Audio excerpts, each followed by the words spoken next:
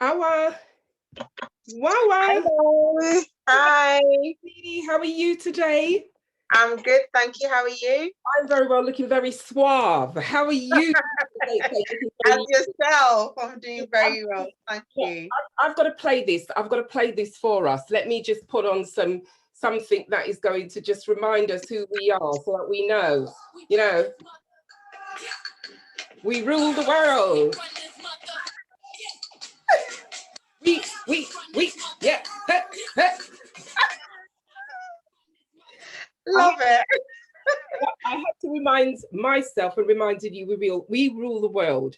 This month, as with every year, us women like yourself, myself, inspirational women, we all get together and remind ourselves we've come a long way. We still continue to fight that fight where we get that equality that we so rightfully deserve. Eh, Wawa?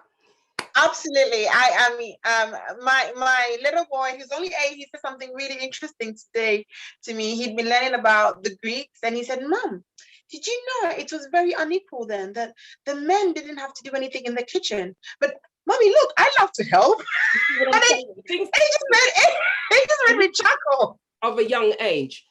I am so very honored and very pleased that you accepted the invitation.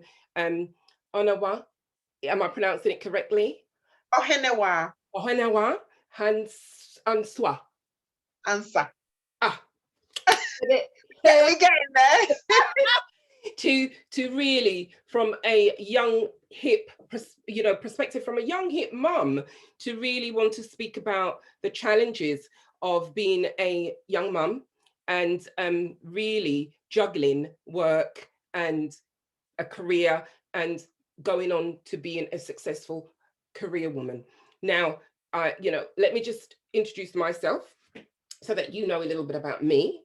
Yes, you know that I'm Sazz Wanogho-Maud, the founder of Second Spring, a wonderful platform for women who are either living their midlife or approaching midlife.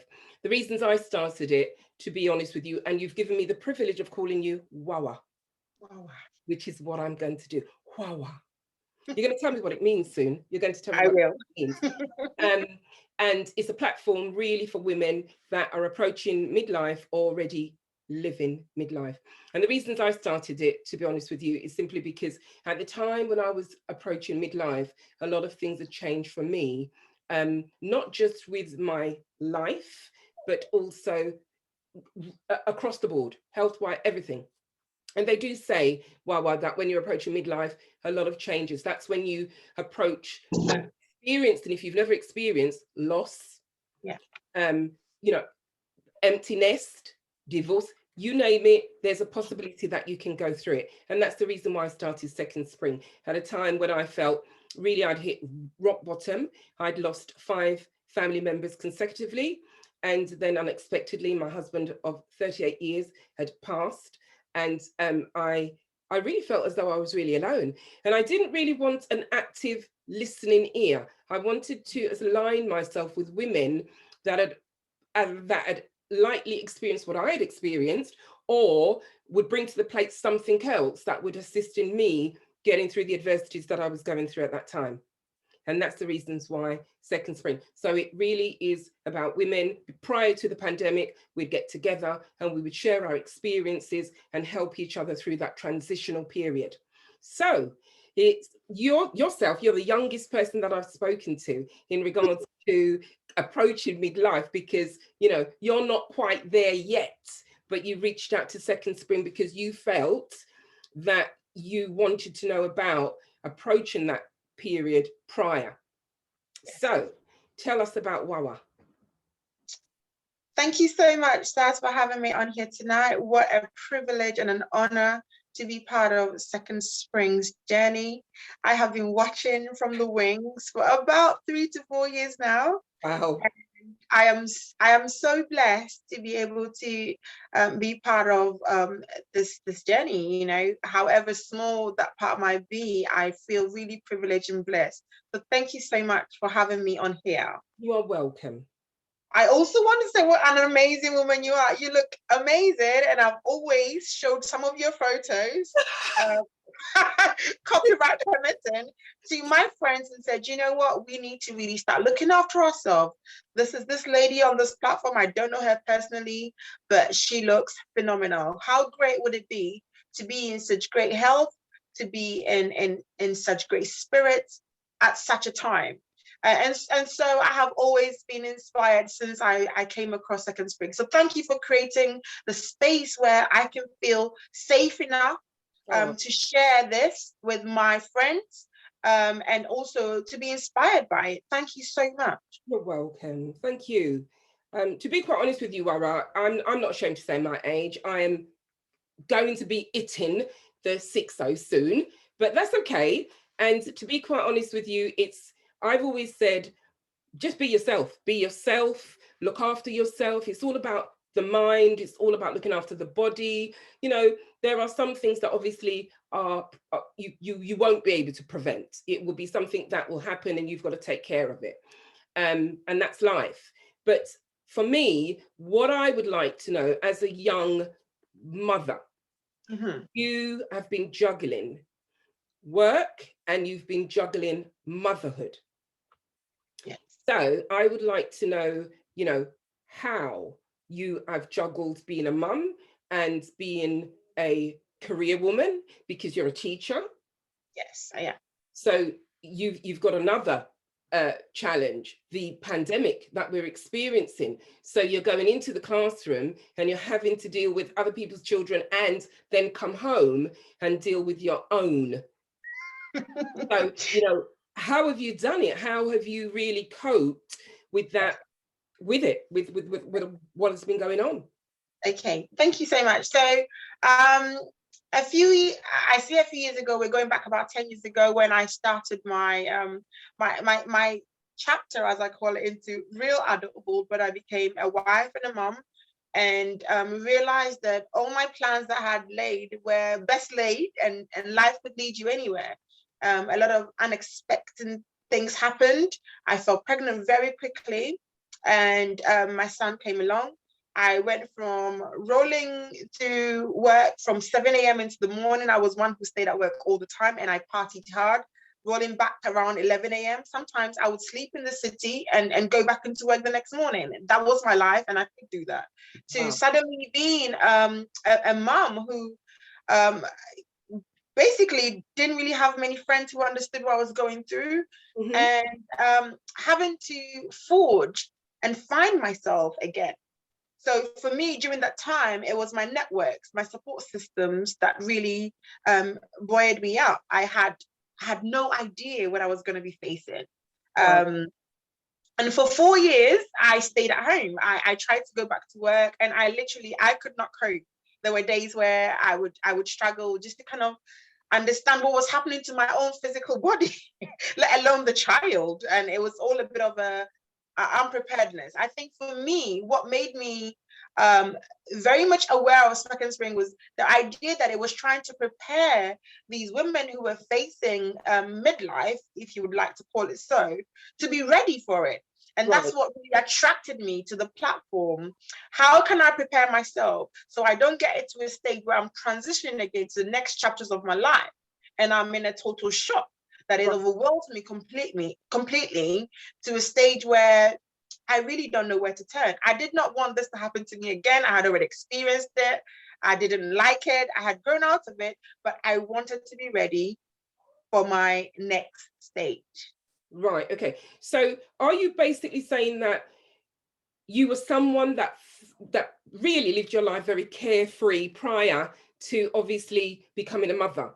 And when you had your baby, did things change quickly, drastically? Was it a shock? Had you prepared? I hadn't. Like I said, we had these amazing plans, and I always was one of a bit of a planner. At 16, I knew what I wanted to do. At 18, at 20, at 21, I had my life pretty much mapped out.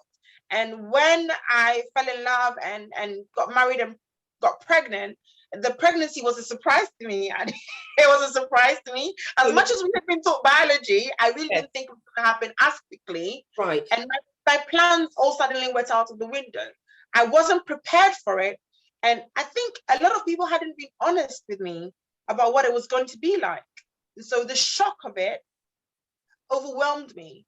When you say a lot of people had not been honest with you, what do you mean?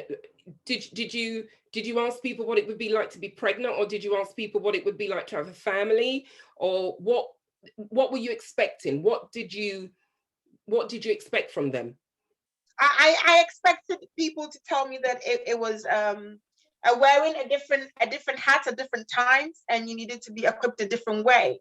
But what I had seen was that it was perfect and it was lovely, and you loved your baby and you loved your partner, and your house was clean, and you invited people around, and you kind of got on with life. It was 2.4 children, it was picket fences, it was the things I had seen in the movies, and definitely hadn't been told otherwise. So for me, falling in love and having a baby was supposed to be almost like the Hollywood ideal. Right. Okay. So you were taking it from the stance of everything would be rosy and perfect, and it wasn't like that. It wasn't. It was a lot more hard work, and it was a lot more planning that you had to then put in place. Okay. So you've now had the baby. Did you decide to go straight back to work? Absolutely. I missed me, and I didn't know who this new person was, and I didn't really like her. I really wanted to put the baby in nursery and just get straight back into work. Really? Yes. I again, I felt unprepared for it and almost slightly resentful, and that was my truth. And I accepted it. I didn't know what to do with it. I loved it, but it wasn't it. It was something else, and I wanted to be me, So I couldn't really express that because everyone was so happy and in awe, and I was like, but why? Why are you guys so?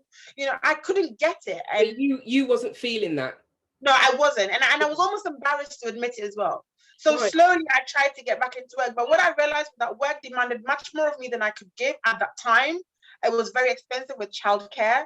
And then in the few moments where I would go for interviews, I would leave the baby. It was such a struggle to get the childcare sorted, get myself prepared, put my face on it, make my way into the city. It was just such a hassle that I started thinking, is it really worth it? Do I really want to be there? So once I started the process and I realized exactly what it entailed, I then became unsure of myself.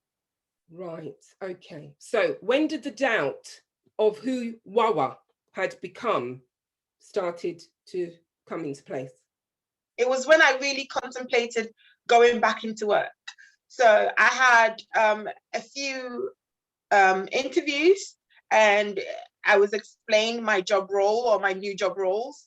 And I realized it would need much more hours than I was able to give. My nursery would finish at 6, and maybe I was finishing at 6:30 or 6:15. I would still require the journey from the city to my home and to be able to pick up my child who I'd left from maybe 7:30 in the morning, and still journey back home, be a mom, and then go back into work at 7 o'clock in the morning because I was leaving the child at 7. That means getting up at 6 and journeying into the city for an hour. It just meant that a lot of my life would be sacrificed either on the train or prepping, and I became unsure of who I was. Right. Can you remember the very first time that you left your baby with a totally strange person and then went into work? How did you feel?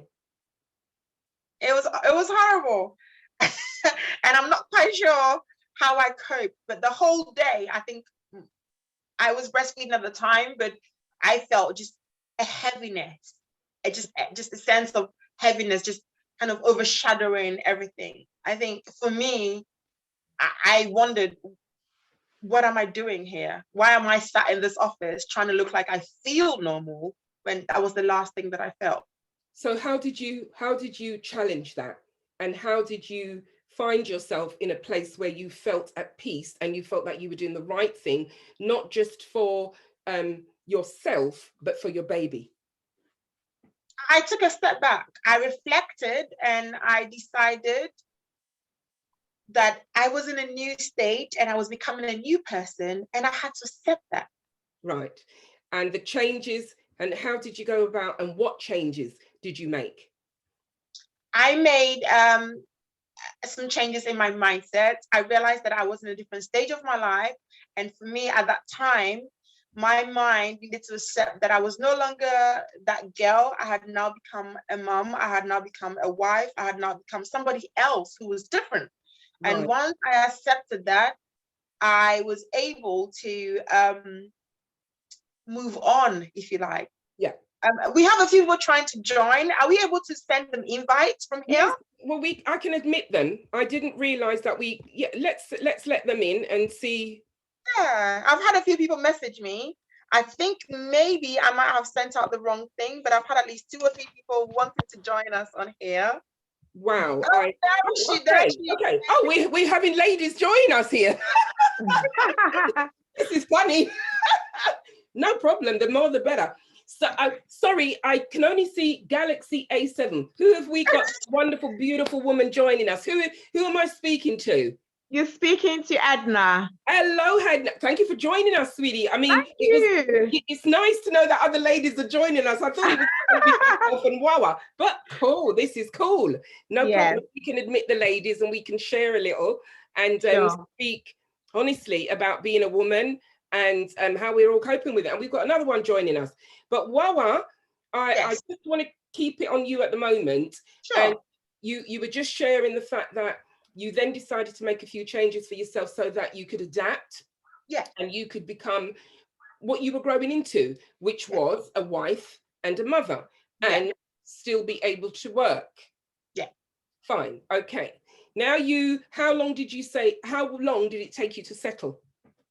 A few years, Sazz. It was painful, to say the least. I totally then remodeled who I was. Mm-hmm. and accepted that I was alone. I had when you say alone, sorry, Mama, when you say alone, what do you mean alone? Okay. Because this word, when we emphasize alone, a lot of people don't really know what we mean. Like when you say alone and people look around and they see she's got an husband, lots of people, she's got a sister, lots of people, she's got a mother. How can she be alone? But I can identify with that when you say when you use, So I was always surrounded with people, and I love people. I just love being in the midst of people. I had lots of friends. I had lots of family. Like I said, I had lots of people cooing over the baby all the time. Okay. But for me, the feelings that I had, I couldn't really express, or I almost felt embarrassed to admit to them, and hence they stayed with me, and so I felt alone. Was that because of the stigma that is attached to owning up when you're feeling depressed, when you're feeling you may be going through a crisis mentally, because there is a stigma attached, and sorry to say it, very much in the Black community. It's changing, but there is a stigma where we cannot feel comfortable, the freedom to say, hello, I'm in pain. I'm feeling it here, and we suffer in silence. I think I had never really been through anything as life-changing or mentally draining as that, and I wasn't equipped, I wasn't confident enough to come out to say it. So I wasn't really sure what was available for me, but in my head, I knew I was supposed to be feeling a certain way. Yes. And my feelings did not match up to my reality. Right, okay. So where is Wawa today? Where are you today? As I said, you're a young, hip mum. You've gone through the adversity. You've faced the challenges. You're looking absolutely wonderful today. Where is Wawa today? And what would you say to your younger counterparts? What advice would you give? I would say, with the support of a really great network of people who understand you and want to support you, you can be whoever you want to be, depending on your circumstances. So you can transform, you can transition really, really well if you have a network of people who understand you. Right. And you have the knowledge to understand that it is a journey. It is. It certainly is a journey. Absolutely. Now, going back to the more mature woman, how are you preparing to when you reach my age? What are you doing for yourself? What's your preparation? Is it even allowed to say I'm looking forward to it? Well, to be honest with you, Wawa, firstly, do you think it's important that at the age of 40 as you are, because I mean, I don't want to say how much years behind, or ahead I am of you, but do you think it's important for women to prepare for midlife? Oh, absolutely. I think it's imperative that women know what they're going to be facing in terms of their physicality, their mental, and like you talked about, more than 50% of us would have experienced some loss. And I have a lot of people who have come to me with losses of various things, their jobs, their husbands, children. There's a load of losses, parents, there's a lot that we will experience at that time. And a lot of my friends, we are unprepared.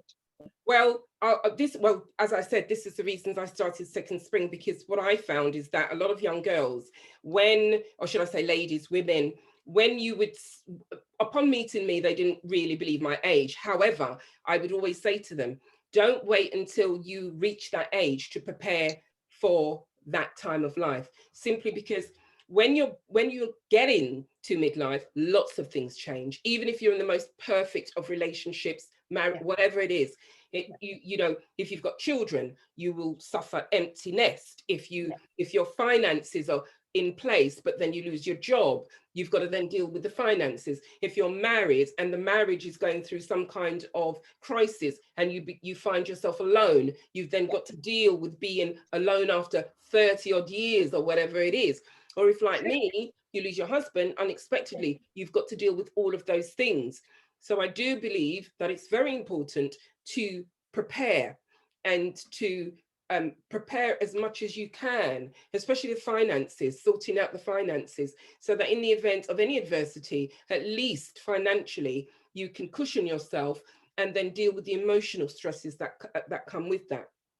Absolutely. You know what I'm saying, Wawa? Yeah. So we've spoken about how Wawa found herself expectant. We spoke about how when you got married, and we spoke about how different and how challenging it was for you, and how you dealt with those adversities even at a young age. And now you're going on to now preparing yourself for when midlife comes your way. Yeah. Okay. You are equally embarking on a career in terms of being a businesswoman. What type of business are you going into? So I'm into health and wellness at the moment. I'm an educator, as you know, but I've realized that my body is what carries my essence, and I need to keep that in check. Okay. So at the beginning of the year, I made a promise to myself and as a gift to the people around me that I was going to be the best version of myself.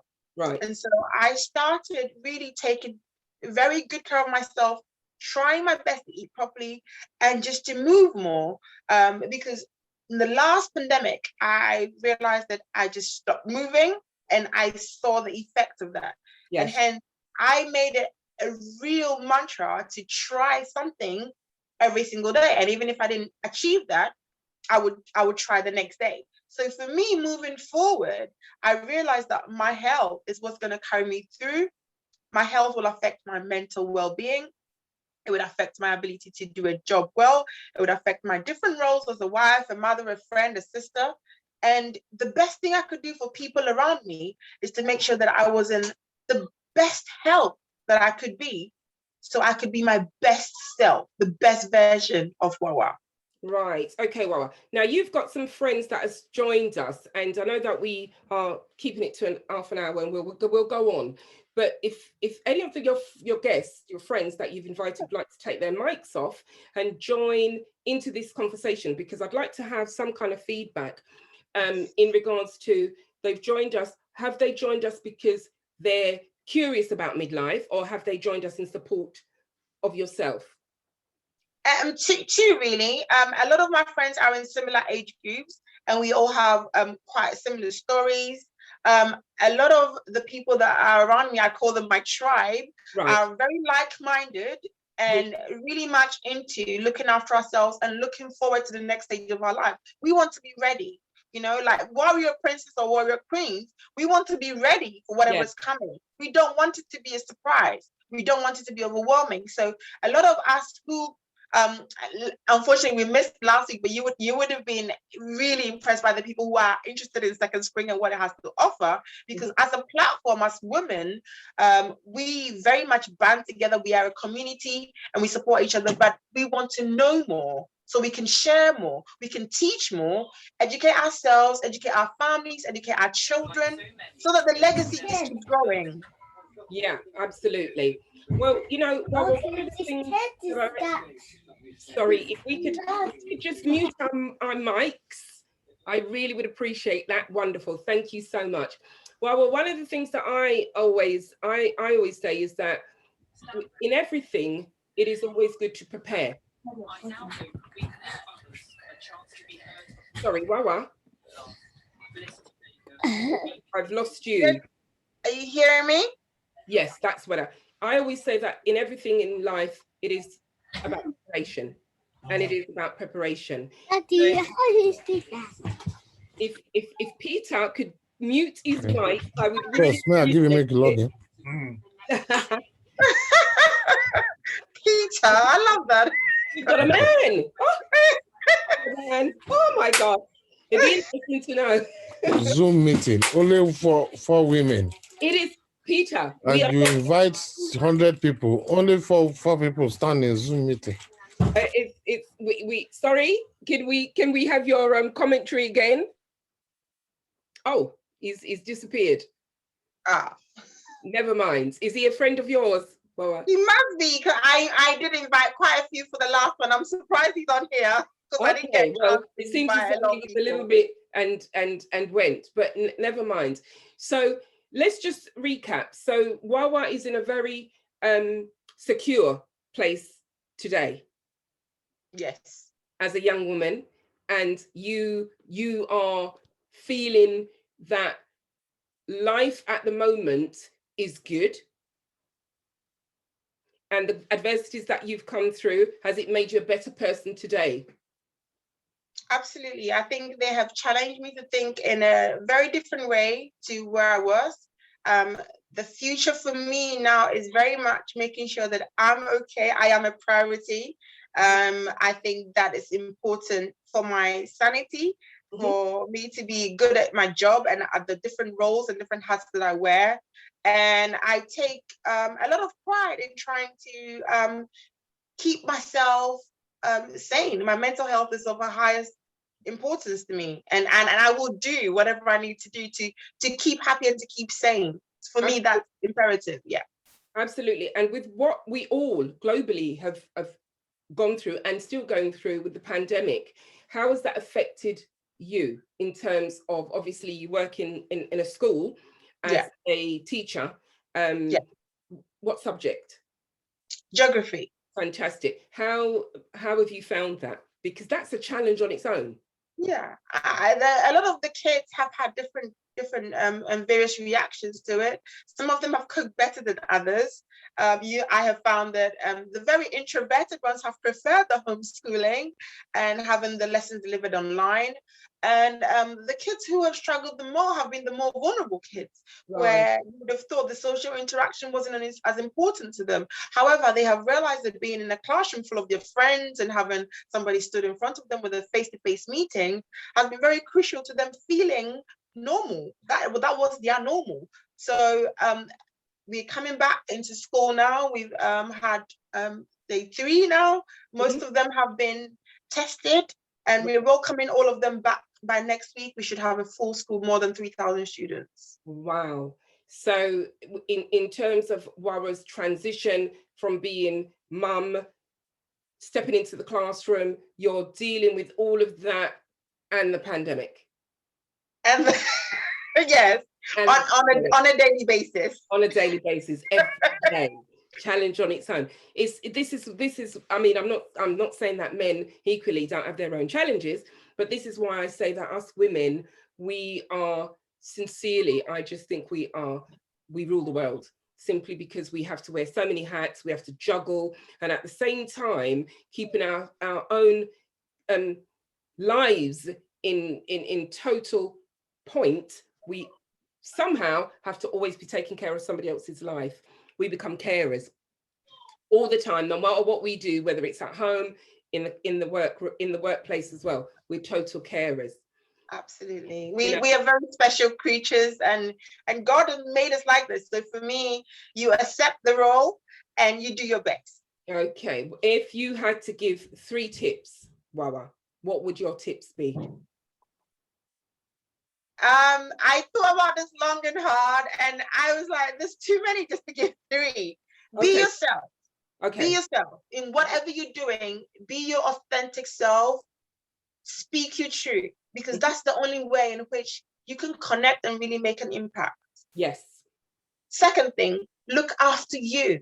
Yeah. As busy as you are, yeah. With the many hats that you wear, whatever situation that you find yourself in, look after yourself. Look after your body, look after your mental health, look after yourself. Eat right, exercise, sleep well. Do your best to look after yourself. And the last thing, chase your happiness. Absolutely. It's not your responsibility. Chase the dream. Chase it. Chase it.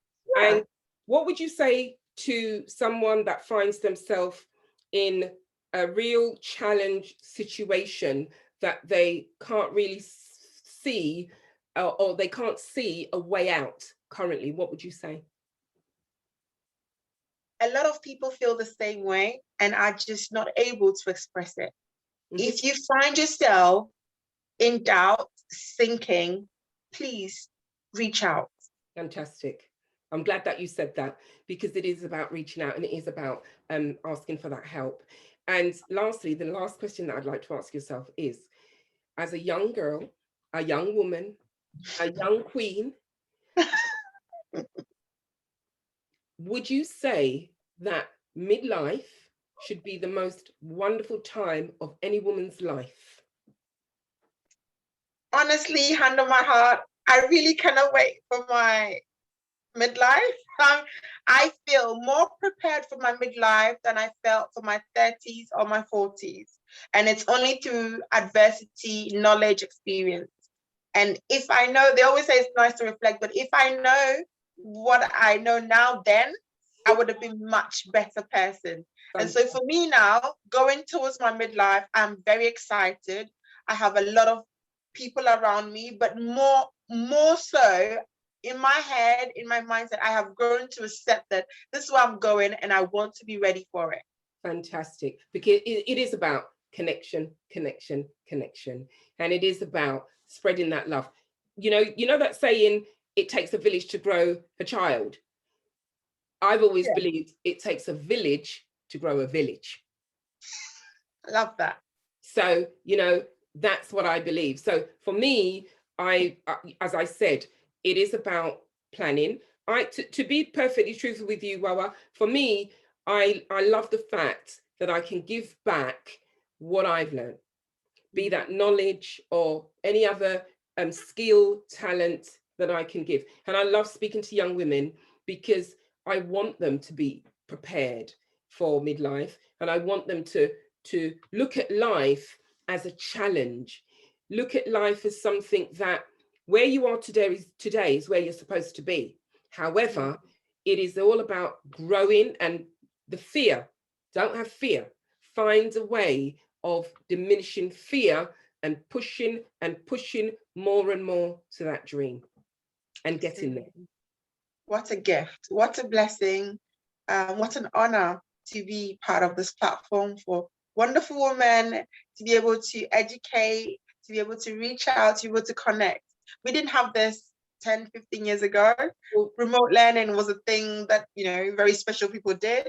And we are so blessed with this age. Women taking advantage of it. And I do believe that things are changing. And I do believe that women are speaking more about the adversity and the challenge that they are faced and that they are facing. But we still need to do more for each other. We still need to support each other. We still need to talk more, especially amongst the Black community. Absolutely. Women. And it's all about your network. It's And available. Find the absolutely. right tribe and connect Absolutely. with it. I'll remember that, the right tribe. So on that note, we are going to leave each other, Wawa, but we're going to have another talk, because I think that you and I, we're going to have another subject that we're going to talk about. And, you know, if there's anything that you feel that I can help you with, remember that Second Spring usually is an event that we do in a beautiful stately home. We're hoping that we can go back to that. If we can't, I'm sure we'll find another way how we can get together and really push the fact that it is important for young women to equally know, prepare for midlife, and Absolutely. to not forget that Second Spring, we don't just deal with midlife for women, we deal with many other things. Women can come to us and ask us about what is it like when it comes to the menopause, what it's like even dealing with marriage, etc., etc. That's what we're here for. Absolutely. I look forward to it, and right. I will be spreading Second Spring like nobody's business, because I think it's a wonderful resource. You're going to become an ambassador for me. Don't you be thinking spreading the word. So thank you so much. I have had a wonderful time and a real privilege to be here with you. You are more than welcome. I really do appreciate you obviously being on my platform today and speaking with you and knowing, and really, I'm absolutely fascinated that young women are, you know, taking and becoming more aware that it is important to talk about midlife prior to getting there. So I'm totally honored. You just look after yourself. Thank you. Again, thank you for your guests that really came and joined us.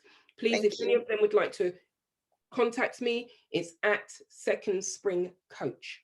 And I'm always willing to speak with any of you. Thank you so much. Hold your heads up high. Thank you so much. We appreciate you. Thank you everyone for joining, and we'll thank everyone for joining. It was a pleasure having you here. I hope you've learned something. If not, please do contact at Second Spring Coach. She's going to be one of my ambassadors. All right, thank you, Sazz. Take care. Have a wonderful day. Keep safe. Keep your heads up. And remember, don't give the dream to anyone. Anything in life that you would like to accomplish, you can accomplish it. We've all got different journeys. My journey has always been to talk, to speak, to empower and to lift women up. I've always done it. Okay? Thank you so much. Coach. Take care. Look after yourself. God bless. Bye-bye. Bye. Bye.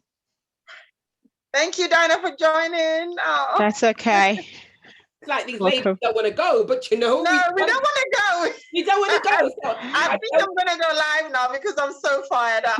You go live, my sweetie, because I'm going to just continue to listen to my Beyonce. Bye-bye, everyone. Bye. See you later.